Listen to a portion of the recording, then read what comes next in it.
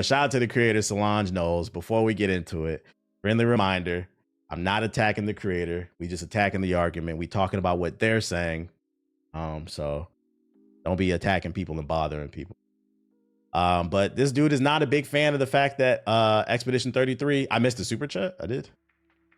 Oh, shout out to Darth Misogyny with the super chat. Appreciate it. One of your streams showed up on my on live streams fails Reddit of you explaining what a balling gamer is. A lot of comments are agreeing with you. Hey, tweet that to me, Darth Misogyny. Tweet that to me. Let's go. Hey, I'm not gonna lie. I made a Twitter page like 2 weeks ago. That shit blowing up already, bro. I've had 2 clips go viral already. I'm pretty sure that came from my Twitter. Shout out to y'all for supporting the content. But yeah. Earlier I said a lot of Silksong fans are really mad at Expedition 33. For some reason, they can't have fun with their game because another game won. And I'm not gonna lie, this is one of the worst takes that I've seen on the internet. And I've seen a lot of this. I hate to say it, it's coming from the Silksong community, man. Bro, I just came here after seeing that post. I had to say this one because I couldn't believe what he said. Let me mute this real quick. Favorite game is Unreal Engine garbage. Unreal Engine 5 garbage. Like, let's start with that. We've reached a point in gaming where people are so pissed about the Game Awards. We're now criticizing and demonizing people for using a tool that made game development more accessible. One of the reasons why we have more indie games than ever is because the Unreal Engine, literally right now, you watching the stream, whatever your name is, get your hand out your pants, stop playing with your dick. You can download the Unreal Engine and make games for free.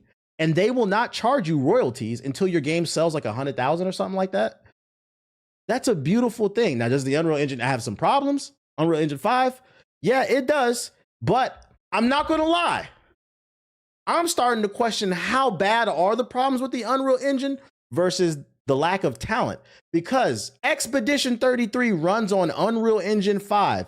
And one thing I can say about that game is that is one of the most optimized games of the year. I had no bugs, no glitches, no frame rate drops. So in my head, I'm thinking, why does this game run so well, but other ones don't? It starts to make me wonder, is it a talent issue? Because on the flip side of things, the beauty of the Unreal Engine is also the downfall. It's accessible to everybody. So it makes me wonder how many people just lack the experience, because there is a difference. And this is why dev teams are so big. You have to understand there is a difference in skill set between art design, the coding, animations, optimization. This is why they have different teams. Somebody who knows how to optimize doesn't necessarily know how to animate. Sometimes maybe, but it makes me wonder.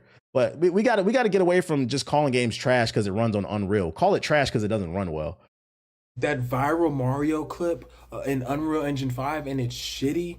That is what Claire X Spashitty 33 is. That shit is trash, nigga. He didn't play the game, chat.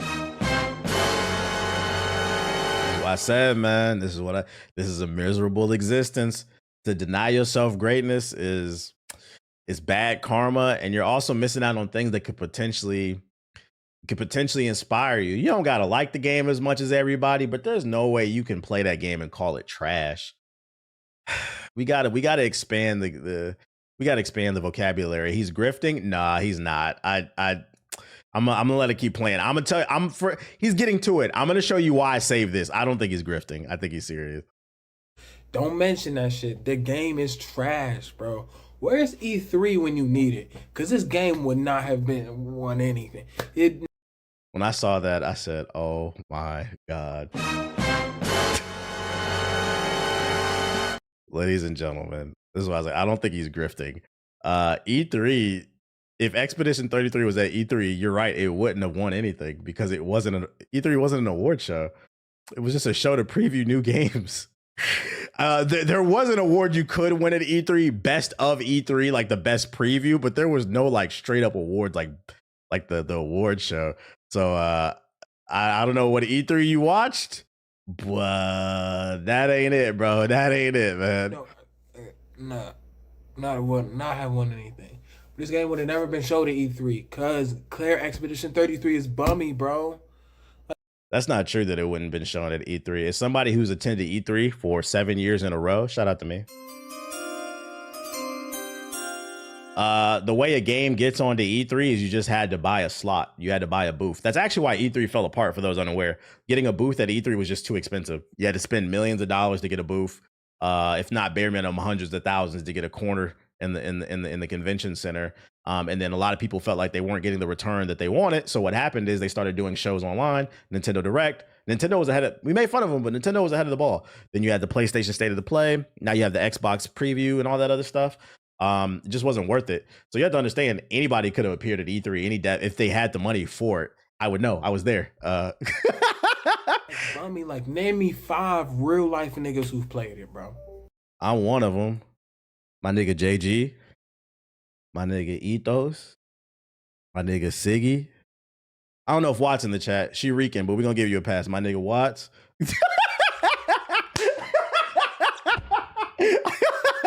I just named you 5 off the top of my fucking head, bro.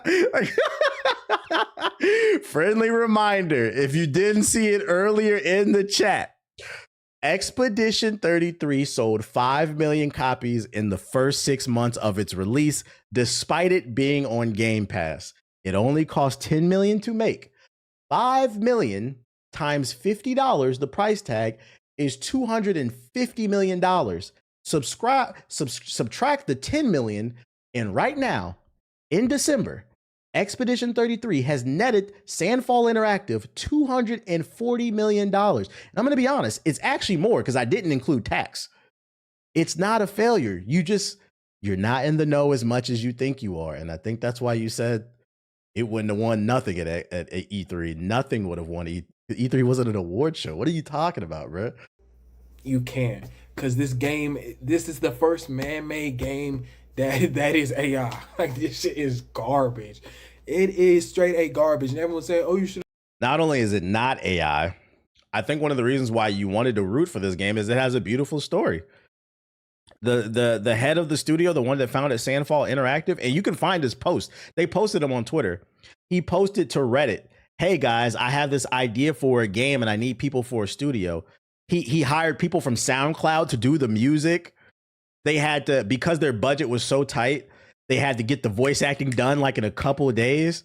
This is the story of the underdog that you want to win. For those unaware, Expedition 33 started off as a Reddit post. Let me see if I can find it, actually.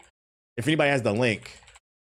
The Reddit post that started it all. Is this from 7 months ago?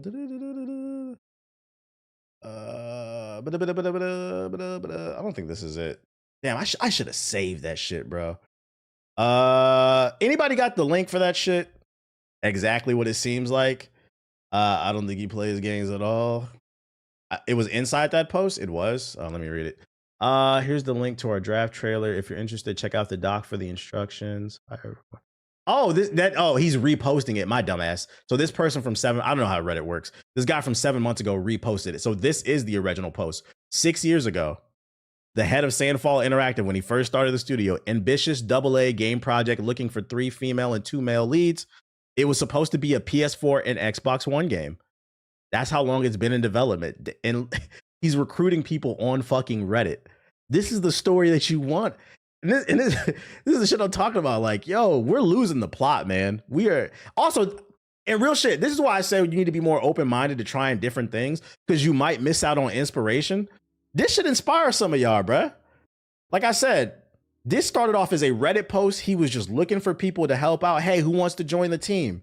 He contracted people off of SoundCloud to do the music. This is an underdog story. I don't understand what people so mad about, man. You shouldn't have played it. I'm not going to waste my money on a garbage game. That is garbage. You're unfortunate, man. Unfortunate. We talked about it on the podcast. If you haven't seen the GI podcast, tap in. But we were just talking about how people have unfortunately begun to tie their entire personality to the games that they play. And they're starting to take people's disagreements on game conversation as like a personal attack. Which is unfortunate. It's interesting too, because I feel like this is the Gen Z version of what my parents, because I feel like on the opposite end of the spectrum, like my grandparents, they tied a lot of their worth and personality to the company, and then they found out it didn't matter when they did 30, 40 years and they didn't even get a party. It was just like, bye. Like they tied. I feel like this is like a Gen Z version where like people are tying their worth to the game and shit like that. And it's unfortunate because, like, friendly reminder, can't stress this enough.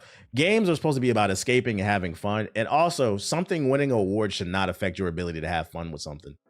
Garbage why he can't even articulate. It's just an emotional response.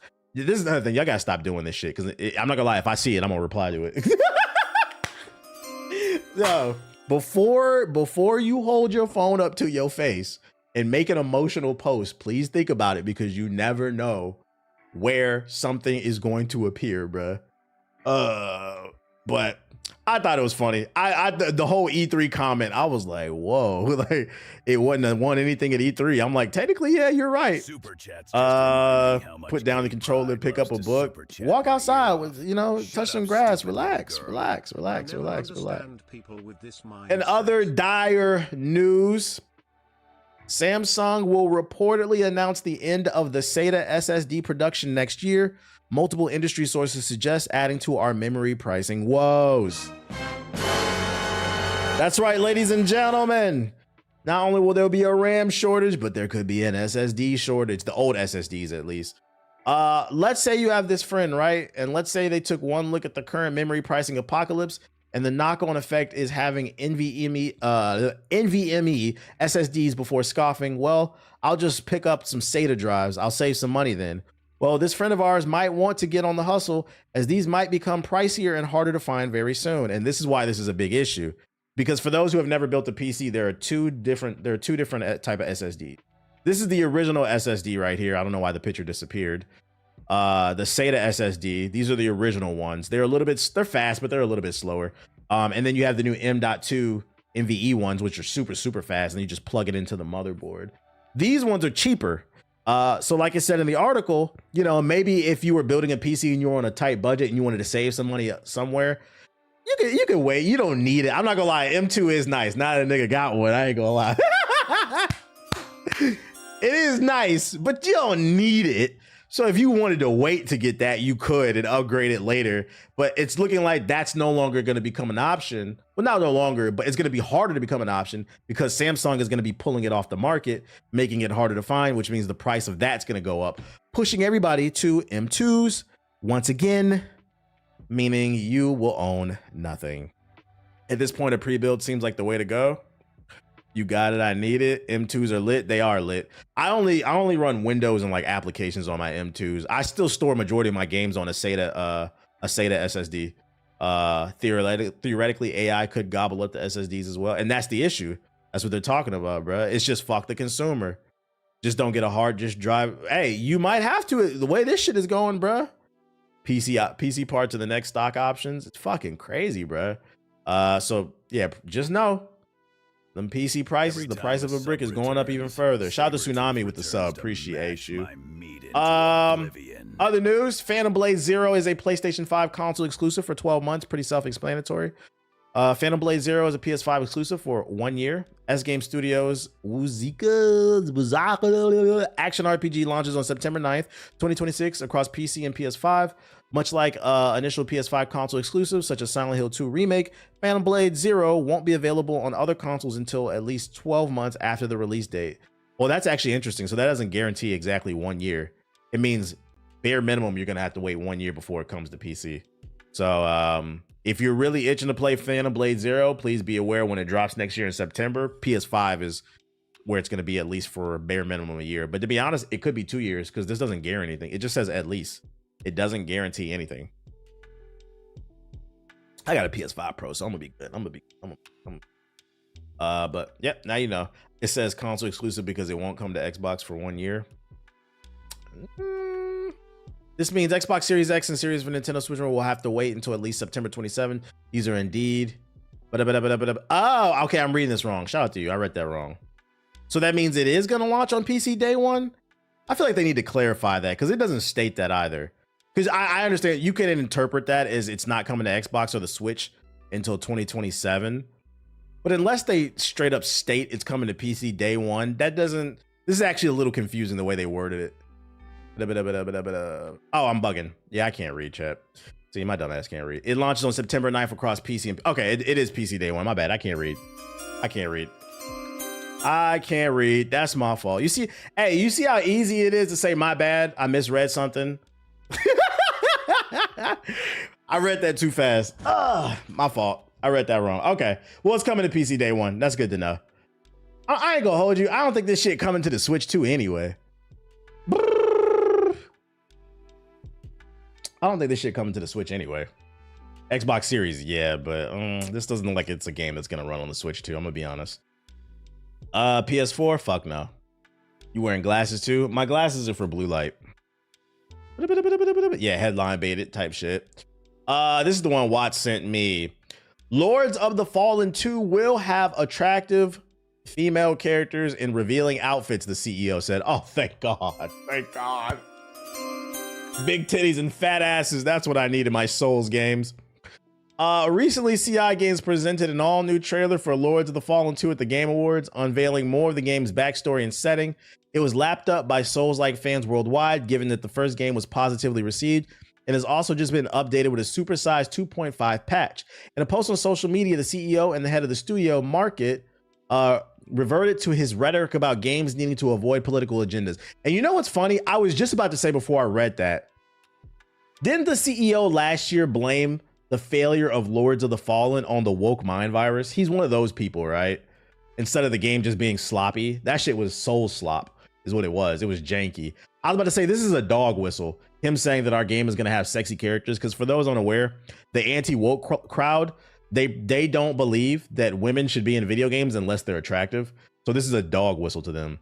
He stated in clear terms that Lords of the Fallen 2, slated for 2026, will feature attractive women wearing revealing outfits. He's brought this up 5 times. This is crazy. In a recent post on social media, the CEO revealed some of the lore about the studio and the creation of Lords of the Fallen.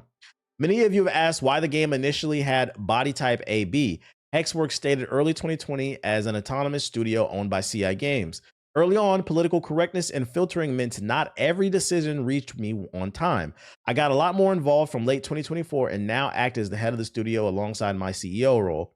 Things are very different now, and the studio has gotten fully integrated. We reverted a lot of wrong decisions and will continue improving. Lords 2 is being built on real player feedback, and it's crystal clear in the last 2 trailers. Bro, you guys are not building the game on real feedback. I played Lords of the Fallen, and I turned that shit off after the first boss fight. Do you know why?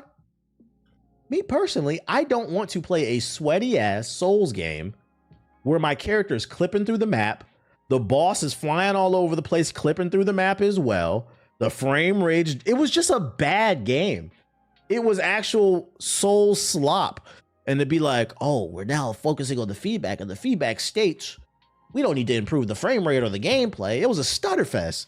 We don't need to improve the gameplay or the optimization. We need titties. This is why you guys will continue to fail. There's too many games coming out in 2026. Enemies be clipping through the map. Shit was fucking funny, bruh. It's fixed now though, but the launch was ass. Yeah, well, that's when I played it at launch, and that's always going to be my impression of it. I don't care that it's fixed now. I'm not playing that shit. Because also the gameplay loop just wasn't that good to me. I didn't like the concept of going between 2 worlds. It seemed cool in the trailer, but in practicality, it wasn't fun to me. If it's not From Software or NeoWiz are the people who make they're the ones that make Liza P. Did you just link me something? Hold up. 1 second, y'all. They make Liza P. If it's not from them, we don't care, chat. We do not care. Every time a sub returns, is this another one from him? Sabretooth returns to mash my Y'all gonna have a solid optimized game for the launch, right? Maybe a demo. We're gonna have titties, bro. Literally what I just said. That's fucking fun. I'm glad I'm not the only one that feels this way. Oh my god, this is he's up there for top 5 dumbass CEOs, just like the dude who did what's the joint? The shooter, the MAGA hat shooter, Splitgate. He up there with the Splitgate CEO too. Just doesn't know how to be quiet, bruh.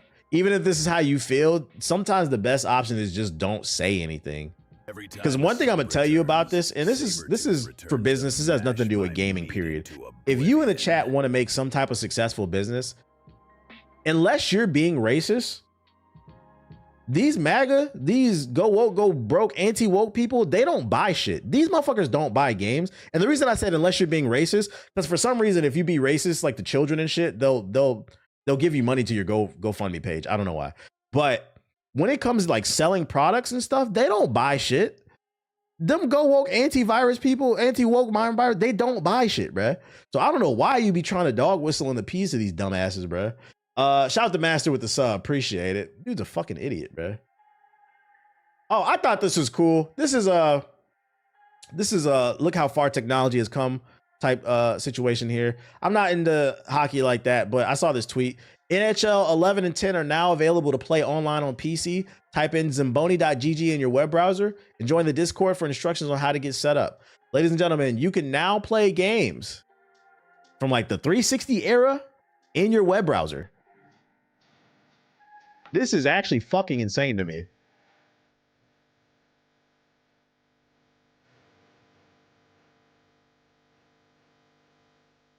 You get the gist of it. You said link that shit. I got you. And you can play online. The song is fucking stupid. Oh wait, let me put it on all so it goes to the YouTube chat as well.